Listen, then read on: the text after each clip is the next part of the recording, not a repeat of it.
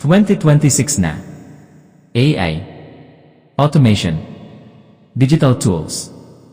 Lahat nagbabago ng trabaho. Marami ang natatakot na mawalan ng work. Pero ito yung mindset shift na kailangan mo. Hindi nawawala ang trabaho dahil sa AI. Nawawala lang yung hindi nag-aaral ng bago.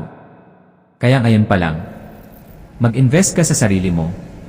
Libre naman maraming resources.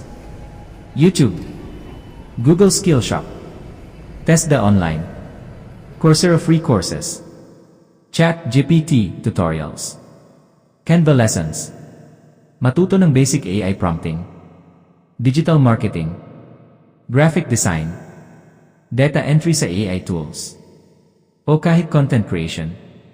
Kahit 20 to 30 minutes lang araw-araw. Malaking difference yan sa career mo.